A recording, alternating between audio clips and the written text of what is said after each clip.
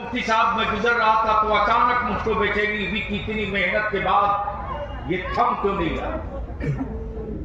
आखिर में मैंने कॉलेजेस और स्कूल के बच्चों की खबर, मैंने कहा इदारे शरीयत के लोगों की एक मीटिंग बुलाओ जिसमें सिविक कॉलेजेस और स्कूल की बेटियां हमारी हो, कोचिंग की बच्चियां, गौर से सुनना।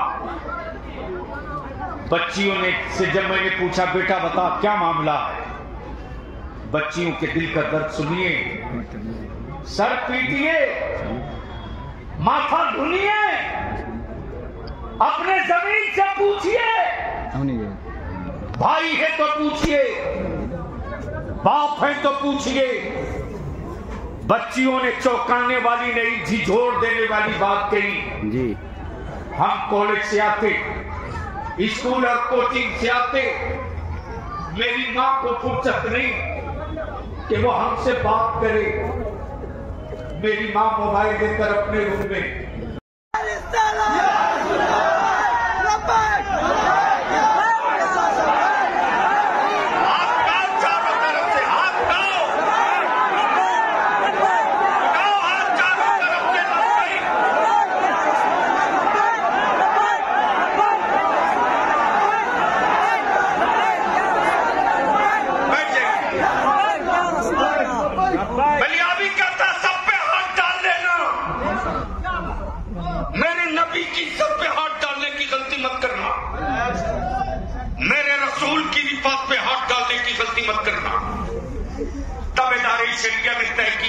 मौसमी कुकुर मुत्ते निकलते रहेंगे।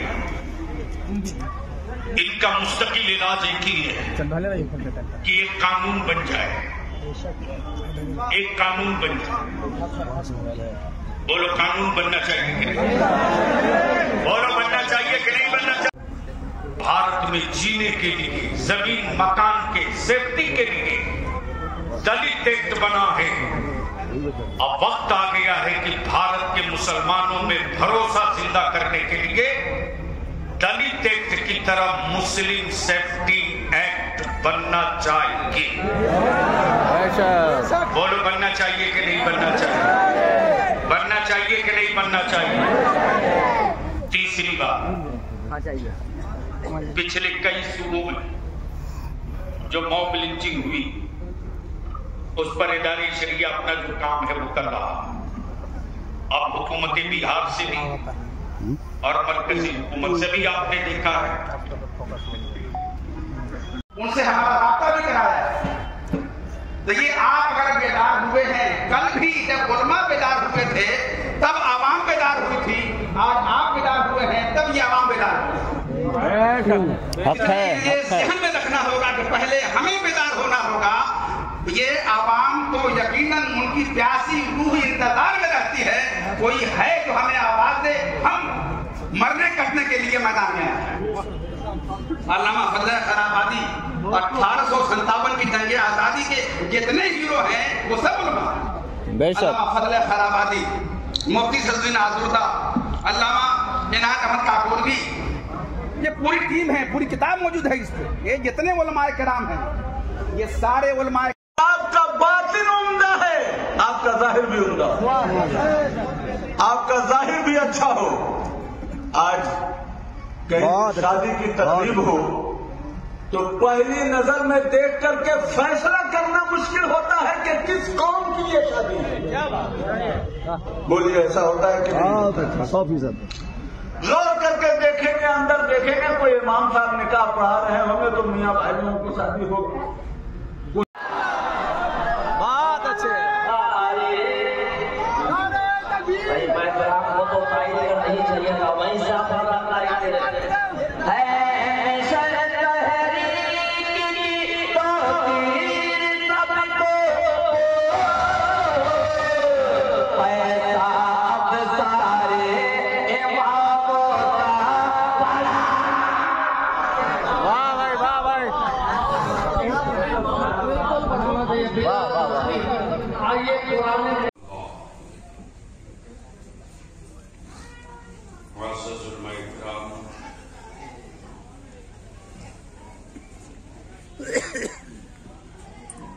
मुक़द्दस में ज़मीन एहतराम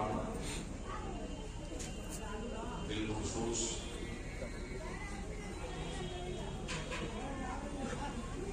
रईसुल असातिज़ा हज़रत अल्लामा मौलाना शाह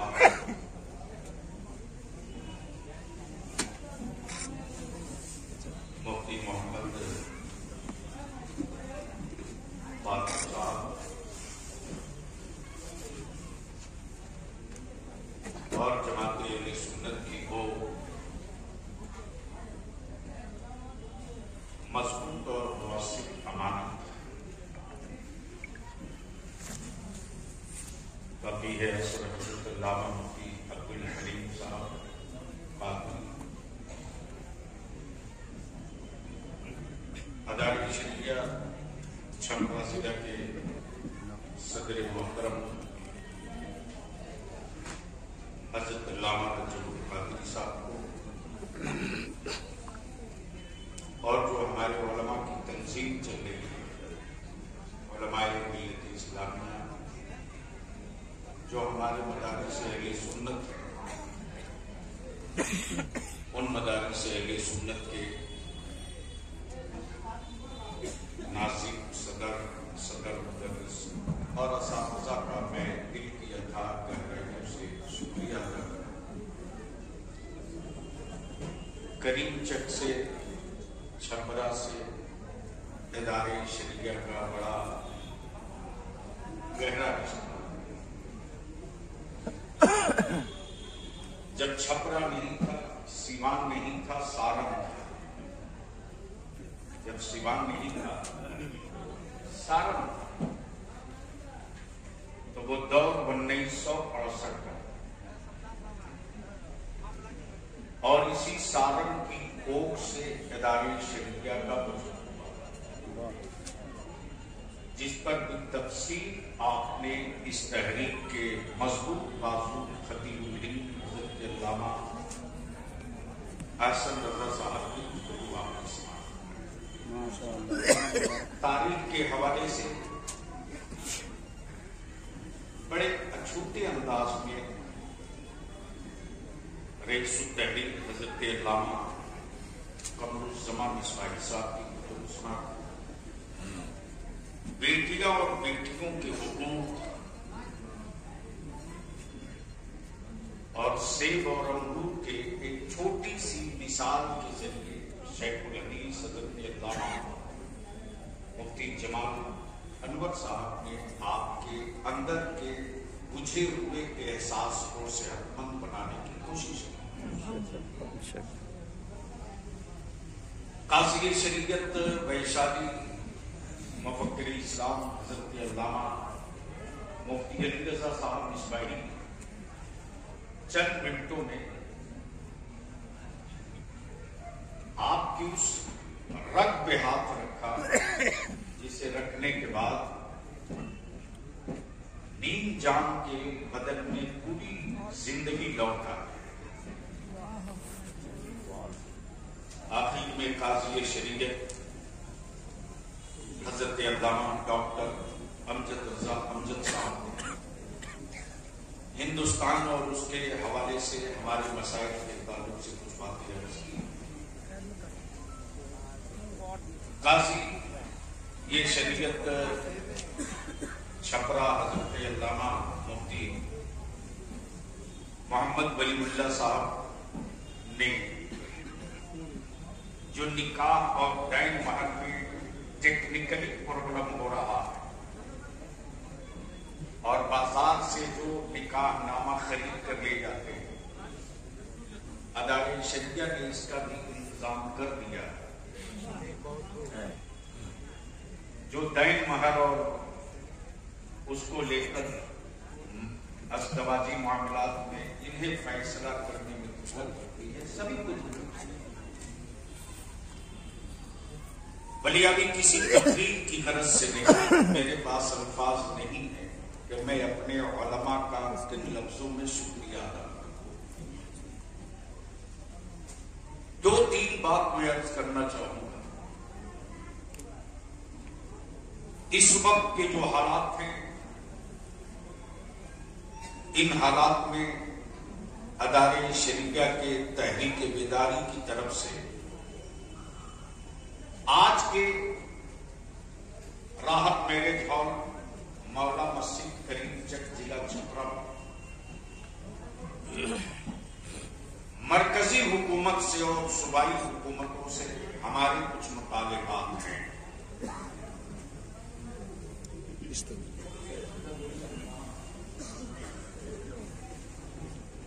बोल दीजिए सिर्फ काम और ये कागज का टुकड़ा नहीं, ईमान वालों के संघर्ष का रोड मैप। ये चंद पन्ना नहीं है, हम जिंदा हैं या मर चुके हैं ये परखने का, जांचने का पैरामीटर है। और याद रखें मेरे अजीज, मायूस मत होइए।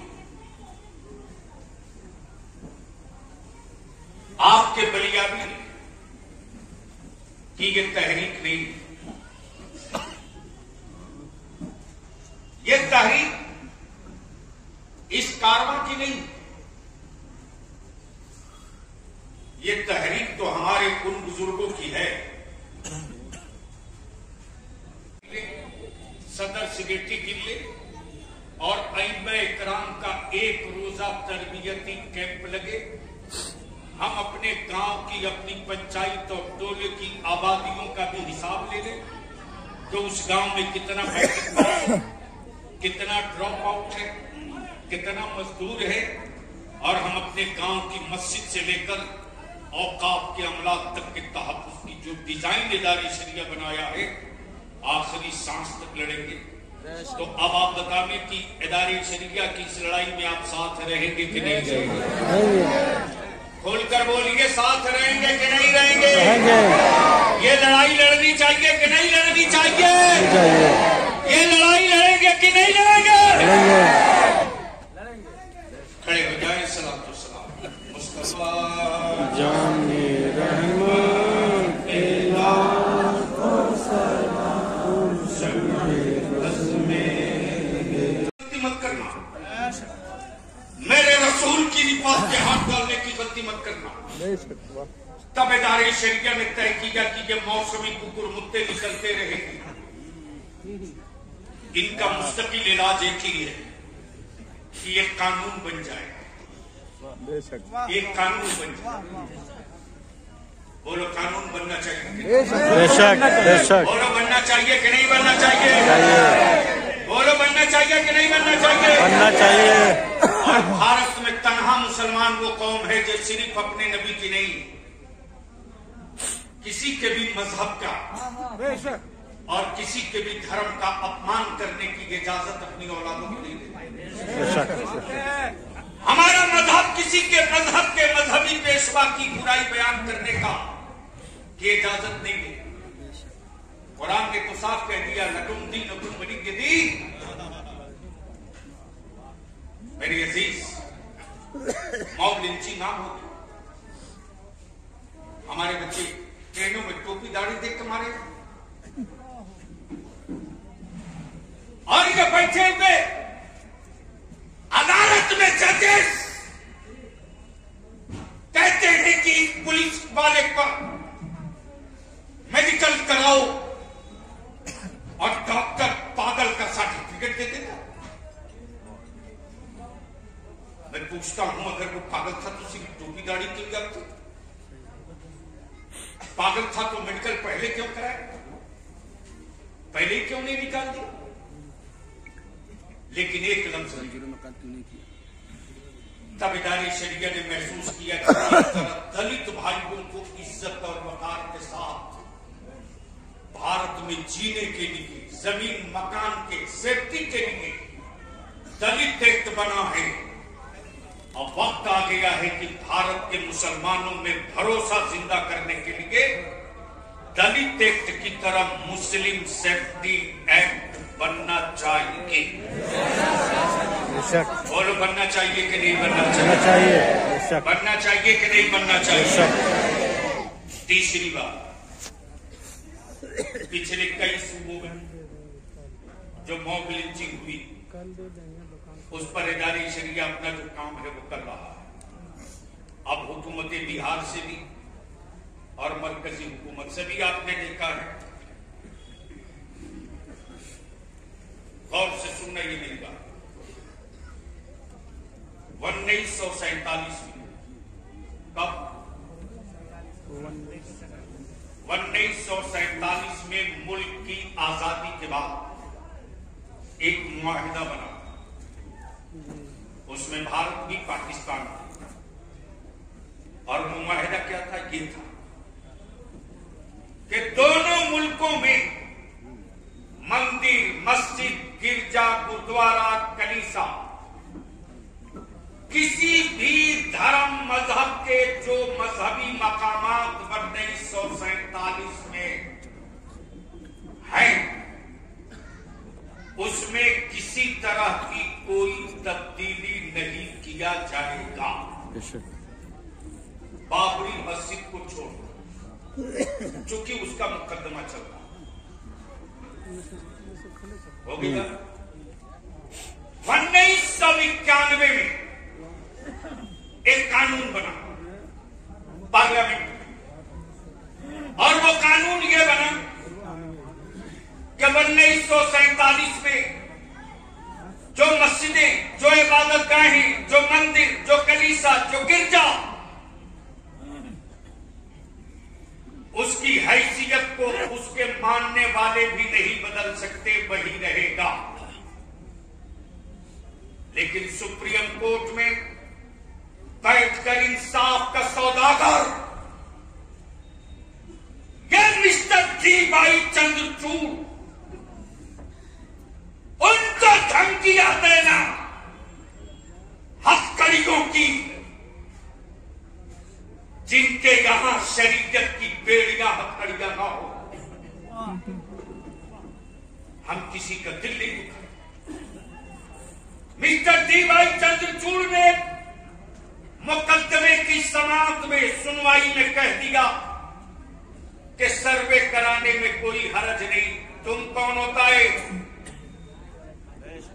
कौन? क्या है तू? एक जज कानून नहीं बना सकता, वकील कानून नहीं बना सकता, और जज के किसी बयान को कानून की हैसियत नहीं दी जा सकती। फिर जिसको देखिए एक पन्ना लिख के लेके गया, शुरू 1 घंटे के अंदर सुनवाई, 1 घंटे के अंदर फैसला। इदारे शरिया ने अहद दिया है कि 1991 और 1947 का जो कानून है उसे हर हाल में बाकी रखा जाए। शुक्रिया। वो लोग बाकी रहना चाहिए कि नहीं रहना चाहिए,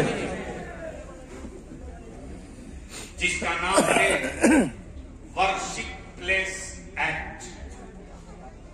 क्या नाम है? वर्शिप। इसको हिंदी में मजहबी मकामात कानून भी कह सकते, धर्म स्थल विधेयक भी कह सकते।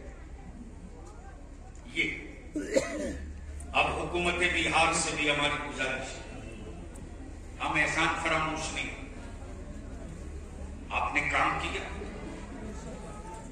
बहुत किया, आपका शुक्रिया, लेकिन आपने जो पिछले कैबिनेट में मंजूर कर लिया है उसको भी जमीन पर उतार दीजिए। जैसे आबादी के एतबार से, बड़ी आबादियों के एतबार से हमारे यहाँ मुस्लिम बच्चियों के लिए स्कूल और कॉलेजेस की जरूरत है कि नहीं? है कि नहीं? है। उसी के साथ जो 24 मदारिस